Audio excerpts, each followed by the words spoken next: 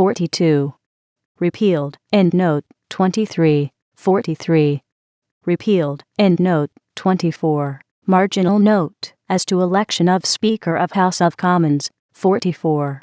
The House of Commons on its first assembling after a general election shall proceed with all practicable speed to elect one of its members to be Speaker. Marginal note as to filling up vacancy in office of Speaker 45. In case of a vacancy happening in the office of Speaker by death, resignation, or otherwise, the House of Commons shall with all practicable speed proceed to elect another of its members to be Speaker. Marginal note, Speaker to preside. 46. The Speaker shall preside at all meetings of the House of Commons. Marginal note, provision in case of absence of Speaker. 47. Until the Parliament of Canada otherwise provides, in case of the absence, for any reason, of the Speaker, from the Chair of the House of Commons for a period of 48 consecutive hours, the House may elect another of its members to act as Speaker, and the member so elected shall during the continuance of such absence of the Speaker have, and execute all the powers, privileges, and duties of Speaker. Endnote 25. Marginal note, Quorum of House of Commons 48. The presence of at least 20 members of the House of Commons shall be necessary to constitute a meeting of the House for the exercise of its powers, and for that purpose the Speaker shall be reckoned as a member. Marginal note, voting in House of Commons 49.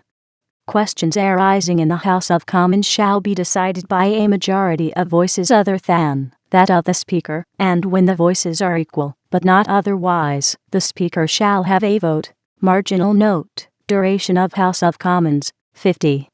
Every House of Commons shall continue for 5 years from the day of the return of the writs for choosing the House, subject to be sooner dissolved by the Governor-General, and no longer. Endnote 26. Marginal note, readjustment of representation in Commons 51. 1. The number of members of the House of Commons, and the representation of the provinces therein shall, on the completion of each decennial census, be readjusted by such authority, in such manner, and from such time, as the Parliament of Canada provides from time to time, subject, and according to the following rules. Rules 1.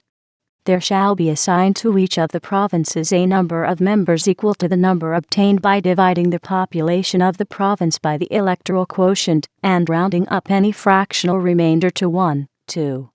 If the number of members assigned to a province by the application of Rule 1 and Section 51A is less than the total number assigned to that province on the date of the coming into force of the Constitution Act, 1985, representation, there shall be added to the number of members so assigned such number of members as will result in the province having the same number of members as were assigned on that date. Endnote 27. 3. After the application of Rules 1 and 2 and Section 51A, there shall, in respect of each province that meets the condition set out in Rule 4, be added, if necessary, a number of members such that, on the completion of the readjustment, the number obtained by dividing the number of members assigned to that province by the total number of members assigned to all the provinces is as close as possible to, without being below, the number obtained by dividing the population of that province by the total population of all the provinces. 4. Rule 3 applies to a province if, on the completion of the preceding readjustment, the number obtained by dividing the number of members assigned to that province by the total number of members assigned to all the provinces was equal to or greater than the number obtained by dividing the population of that province by the total population of all the provinces. The population of each province being its population, as at July 1st of the year of the decennial census that preceded that readjustment according to the estimates prepared for the purpose of that readjustment. 5. Unless the context indicates otherwise, in these rules, the population of a province is the estimate of its population, as at July 1st of the year of the most recent decennial census. 6. In these rules, electoral quotient means A. 111,166, in relation to the readjustment following the completion of the 2011 decennial census, and be, in relation to the readjustment following the completion of any subsequent decennial census, the number obtained by multiplying the electoral quotient that was applied in the preceding readjustment by the number, that is the average of the numbers obtained by dividing the population of each province by the population of the province, as at July 1st of the year of the preceding decennial census according to the estimates prepared for the purpose of the preceding readjustment, and rounding up any fractional remainder of that multiplication to 1. Marginal note: Population estimates. 1.1. For the purpose of the rules in subsection 1, there is required to be prepared an estimate of the population of Canada and of each province, as at July 1st, 2001 and July 1st, 2011, and in each year following the 2011 decennial census, in which a decennial census is taken, as at July 1st of that year by such authority, in such manner, and from such time, as the Parliament of Canada provides from time to time. End note. 27. Marginal note: Yukon Territory, Northwest Territories, and Nunavut. 2. The Yukon Territory, as bounded and described in the schedule to Chapter Y2 of the Revised Statutes of Canada, 1985, shall be entitled to one member. The Northwest Territories, as bounded and described in Section 2 of Chapter 27 of the Revised Statutes of Canada, 1985, as amended by Section 77 of Chapter 28 of the Statutes of Canada, 1993, shall be entitled to one member, and Nunavut, as bounded and described in Section 3 of Chapter 28 of the Statutes of Canada, 1993, shall be entitled to one member. End note. 28. Marginal note: Constitution of House of Commons, 51. Notwithstanding anything in this Act, a province shall always be entitled to a number of members in the House of Commons not less than the number of senators representing such province. End note. 29. Marginal note: Increase of number of House of Commons, 52.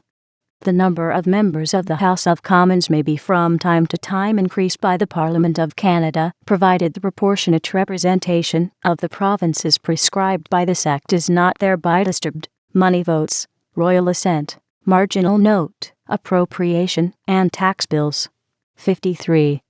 Bills for appropriating any part of the public revenue, or for imposing any tax or impost, shall originate in the House of Commons. Marginal note: Recommendation of money votes. 54. It shall not be lawful for the House of Commons to adopt or pass any vote, resolution, address, or bill for the appropriation of any part of the public revenue, or of any tax or impost, to any purpose that has not been first recommended to that House by message of the Governor-General in the session in which such vote, resolution, address, or bill is proposed. Marginal note: Royal assent to bills, etc. 55.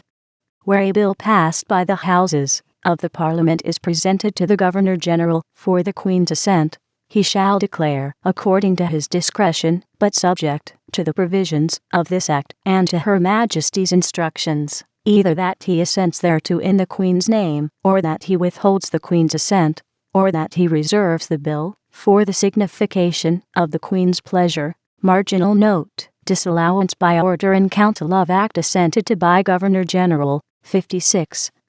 Where the Governor-General assents to a bill in the Queen's name, he shall by the first convenient opportunity send an authentic copy of the Act to one of Her Majesty's principal Secretaries of State, and if the Queen in Council within 2 years after receipt thereof by the Secretary of State thinks fit to disallow the Act, such disallowance, with a certificate of the Secretary of State of the day on which the Act was received by him, being signified by the Governor-General by speech or message to each of the Houses of the Parliament, or by proclamation, shall annul the Act from and after the day of such signification. Marginal note: Signification of Queen's pleasure on bill reserved.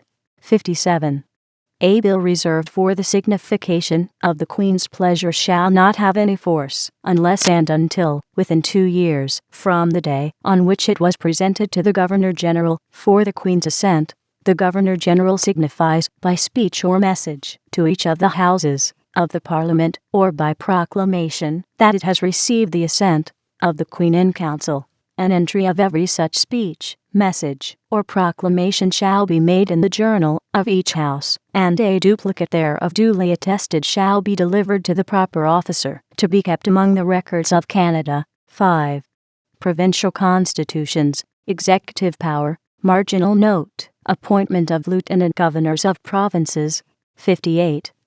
For each province there shall be an officer, styled the Lieutenant Governor, appointed by the Governor-General in Council by instrument, under the Great Seal of Canada. Marginal Note, Tenure of Office of Lieutenant Governor. 59.